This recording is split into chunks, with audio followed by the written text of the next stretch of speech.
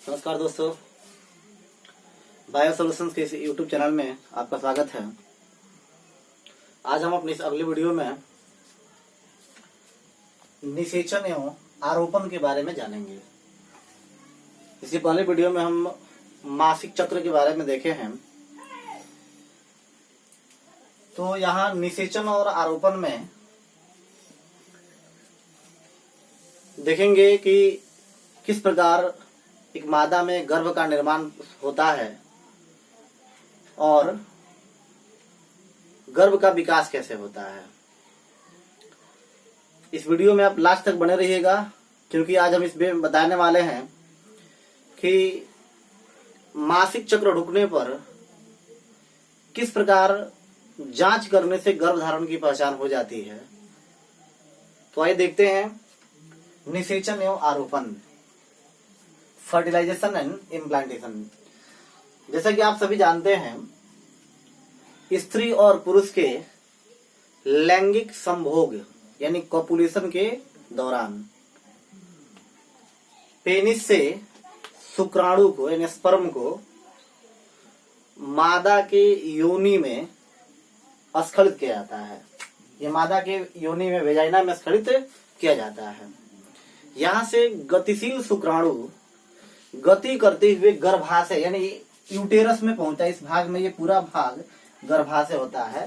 शुक्राणु यहाँ से गति करते हुए पहुंचेगा गर्भाशय में और अंततः गति करते हुए यह अंडवाहिनी के एम्पुला में पहुंचता है। यदि आपको एम्पुला के बारे में समझ में नहीं आ रहा हो तो मेरा मादा जनन तंत्र का वीडियो देखिए और वहां एम्पुला के बारे में देखिए एम्पुला क्या है। कि शुक्राणु अब गति करते हुए एम्पुला में जाता है। इसी समय मादा के अंडाशय से ओवरी से अंडा मोचित होता है। यह भी अंडवाहिनी के एम्पुला में जाता है। जब दोनों शुक्राणु और अंडाणु एक ही समय में एम्पुलरी रीजन में पहुंचते हैं तो निषेचन की क्रिया संपन्न होती है। यदि दोनों एक साथ नहीं पहुंचेंगे, एक ही समय में नहीं पहुंचेंगे तो निषेचन संभव नहीं होगा। यही कारण है कि सभी संभोग की क्रियाएं निषेचन तक नहीं पहुंच पाती हैं। तो जब शुक्राणु ओवरी से मोचित अंडाणु के संपर्क में आता है तो यह शुक्राणु जो अंडा यहां से मोचित हो गया, इसके संपर्क में आने पर इस अंडाणु में कुछ बदलाव लाता है जिससे दूसरे शुक्राणु इसमें नहीं प्रवेश कर सके। देखिए, बहुत बड़ी बात है यहाँ पर है कि जब शुक्राणु अंडाणु के संपर्क में आता है तो इस अंडाणु में इस प्रकार परिवर्तन लाता है कि दूसरे शुक्राणु यहाँ पर नहीं पहुंचे, केवल एक शुक्राणु एक अंडाणु को निषेचित कर सके। और सामान्यतः यही होता है कि एक शुक्राणु ही अंडाणु को मोचित करता है। कभी रेयर में एक से अधिक शुक्राणु भी अंडाणु को मोचित करते हैं, जिससे जुड़वा का निर्माण होता है। तो जब शुक्राणु संपर्क में आ गया तो शुक्राणु के शीर्ष पर एक्रोसोम रहता है। आपको इसके पहले भी बताया जा चुका है। इस एक्रोसोम से अनेकों प्रकार के एंजाइम निकलते हैं। जो अंडाणु के सतह पर जो कोशिकाएं पाई जाती हैं, जो आवरण पाया जाता है, उन सबको भेदने के लिए अलग अलग प्रकार के एंजाइम पाए जाते हैं। ये एक्रोसोम से जो एंजाइम निकलता है, यह एंजाइम जोना पेलुसिडा को तोड़कर, जैसा आप जानते हैं कि अंडाणु मोचित होता है तो उसके बाद भी जोना पेलुसिडा से घिरा रहता है, तो जोना पेलुसिडा को तोड़कर ओवम के साइटोप्लाज्म में पहुंचता है और उस ओवम में द्वितीयक अर्धसूत्री विभाजन को प्रेरित करता है। अर्थात शुक्राणु का अंडाणु में प्रवेश करने के बाद ही एक्रोसोम द्वारा स्रावित एंजाइम अंडाणु में द्वितीय अर्धसूत्री विभाजन को प्रेरित करता है और इस द्वितीय अर्धसूत्री विभाजन से दो असमान कोशिकाओं का निर्माण होता है, जिसमें बड़ी कोशिका मैच्योर ओवम बनाती है और छोटी कोशिका सेकेंड पोलर बॉडी का निर्माण करती है।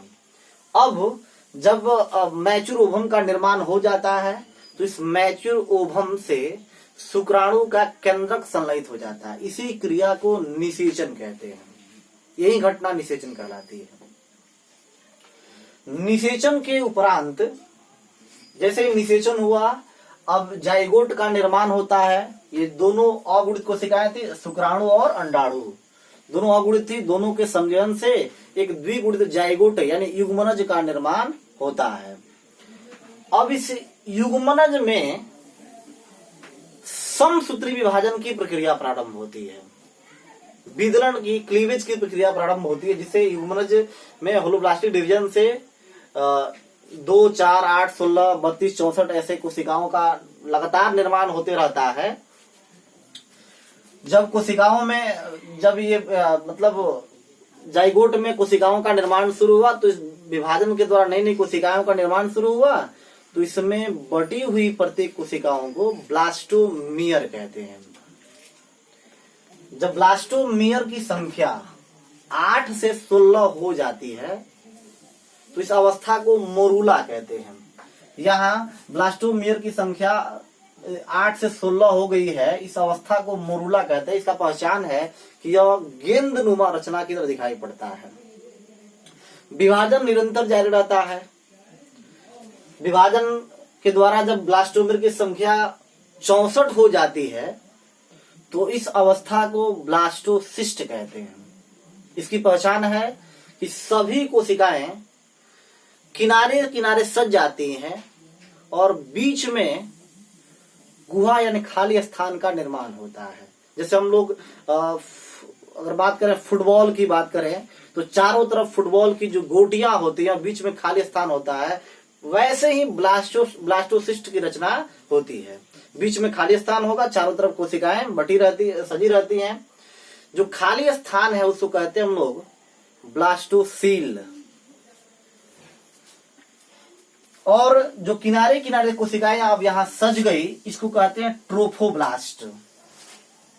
ये किनारे की कोशिकाएं ट्रोफोब्लास्ट हैं। और ट्रोफोब्लास्ट कोशिकाएं भीतर जहां एक जगह इकट्ठा जुड़ी रहती है, एकत्रित होती हैं, उसको कहते हैं इनर सेल मास। अब यहां पर जब ट्रोफोब्लास्ट का निर्माण हो गया, इनर सेल मास का निर्माण हो गया, तो निषेचन के 5वें दिन के बाद निषेचन के 5वें दिन के बाद ब्लास्टोसील बन गया। अब इसके फिर 2 दिन के बाद ये जो ट्रोफोब्लास्ट का आवरण है, इस ट्रोफोब्लास्ट कोशिकाओं का जो आवरण, इसके ऊपर जोना प्रोफिडा का आवरण अभी तक बना रहता है। यह आवरण धीरे धीरे गायब हो जाता है, अर्थात निषेचन के 7वें दिन में यह गायब हो गया और ये ट्रोफोब्लास्ट अब गर्भाशय के इंडोमेट्रियम में जाके चिपक जाते हैं। तो ब्लास्टोसिस्ट का गर्भाशय के इंडोमेट्रियम में चिपकने की प्रक्रिया को आरोपण कहते हैं। आपने इस दोनों को देख लिया कि निषेचन और आरोपण। निषेचन मतलब शुक्राणु और अंडाणु के संलयन की प्रक्रिया को निषेचन, और जब जाइगोट का निर्माण हुआ, जाइगोट विभाजन के द्वारा 64 ब्लास्टोमियर के अवस्था में पहुंच गया, ट्रोफोब्लास्ट का निर्माण हुआ, तो यह ट्रोफोब्लास्ट गर्भाशय के इंडोमेट्रियम में जाके चिपक जाता है, धस जाता है। इसी प्रक्रिया को आरोपण कहते हैं। अब यहां जो इनर सेल मास है,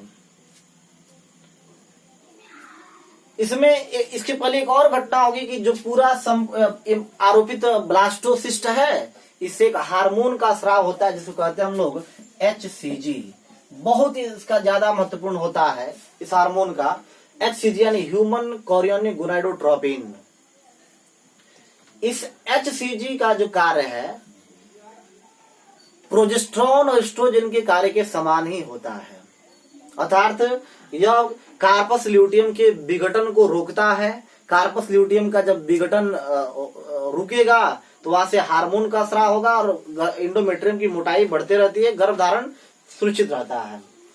साथ ही यहां जब इम्प्लांटेशन हो जाता है तो मासिक चक्र भी रुक जाता है, और मासिक चक्र का रुकना ही गर्भधारण की प्रारंभिक पहचान है।